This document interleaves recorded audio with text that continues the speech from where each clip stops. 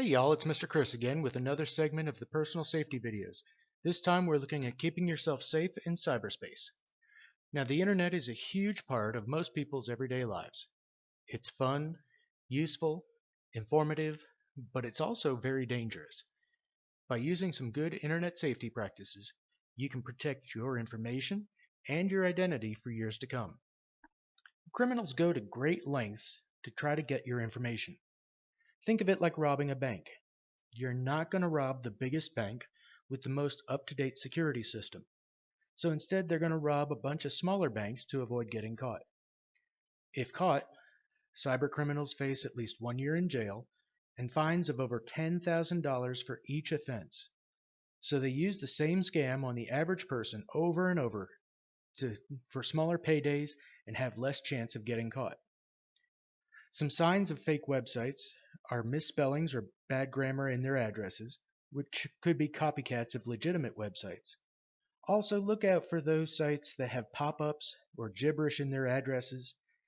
Just like keeping yourself safe in the real world, if a situation online ever feels fishy, trust your gut and get off. Some tips you can use to help keep yourself safe are to create strong, unique passwords. Using the same password for every account is not safe. Often people don't realize their account has been hacked. A strong password is at least 12 characters long and includes a unique character.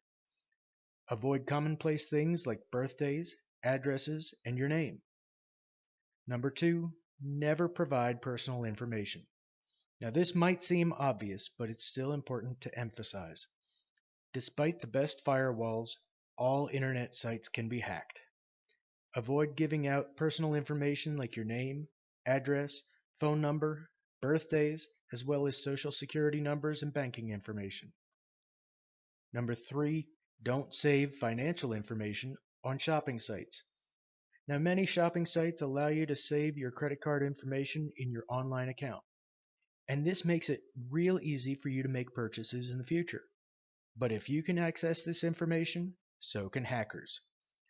Rather than storing your credit cards and addresses in your accounts, spend the extra minute to enter your information each time you make a purchase.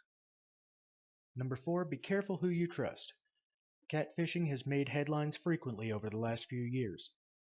Catfishing happens when a person sets up a fake online profile, usually on social media or dating sites, and targets people with the goal of asking for money. They may strike up an online relationship for months before asking for the money, and an average loss is more than $15,000 per victim.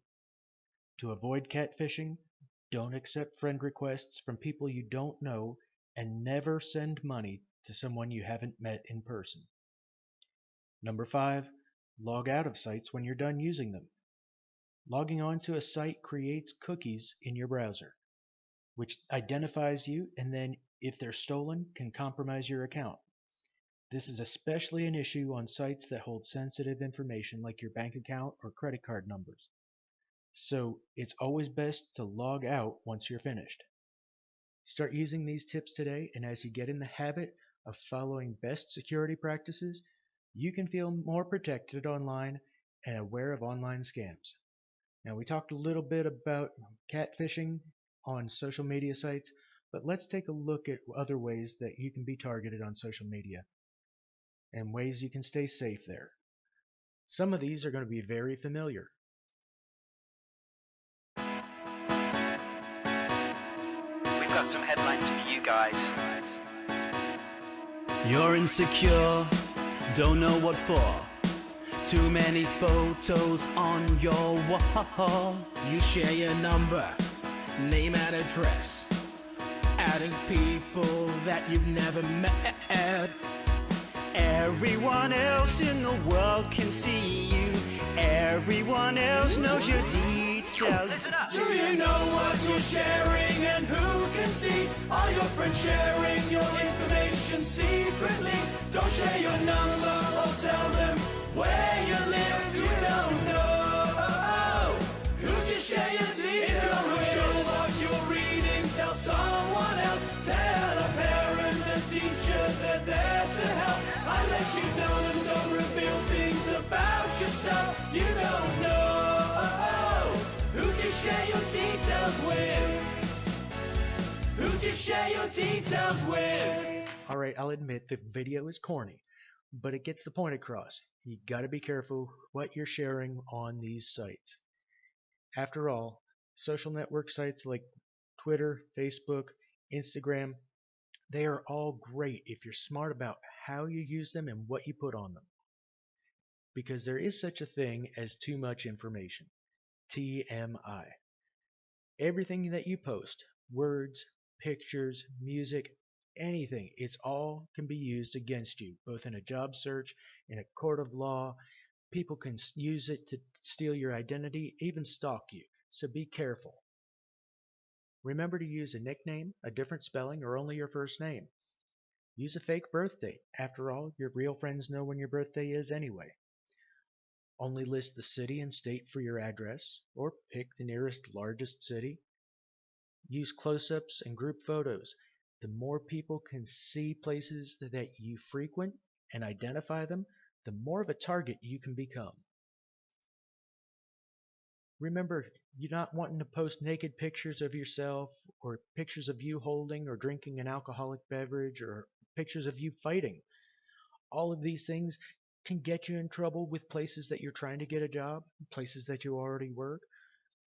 You don't want to show pictures of where you work or go to school, or pictures where you frequent. Even pictures of your kids shouldn't go online. All of these things, you're trying to stay safe.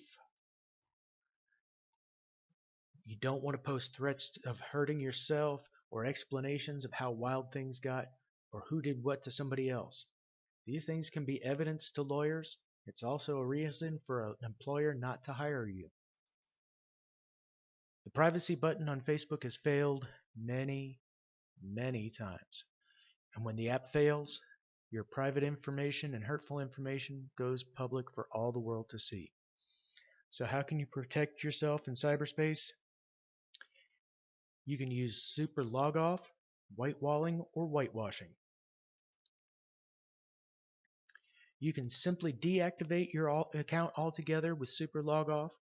It doesn't delete your account and the contents that are already there, but it keeps people from being able to see what's there. It keeps them from being able to send more messages and being able to post on your profile. Whitewalling and whitewashing are another option. Instead of deactivating your account, you delete every status update, every wall post, every like as soon as it's posted. You delete old status updates every time you post a new one, and delete friend comments after you read them. To me, this one's a heck of a lot of work. But keep in mind that your possible employers are going to be looking for some kind of a Facebook account to see what's going on, so you want to make sure you're keeping it professional and clean. Alright, so let's see what you've learned today. Question number 1. True or false? It is a good idea to give out your personal information on social networking sites. Question 2. When proper profiling, it's a good idea to A. Post pictures of you holding or drinking alcoholic beverages. B. To use a nickname, a different spelling, or only your first name. C. Post pictures that show where you work, go to school, or go often. Or D. All of the above. Question 3. Information given out when in cyberspace can be used against you. Is that true or false? Question 4. What does TMI stand for? And question number 5. True or false? Super logoff is not an option when protecting your personal information. As always, we miss you. We hope you're keeping yourself safe and healthy. We can't wait to see you, and we hope you take care. Bye-bye.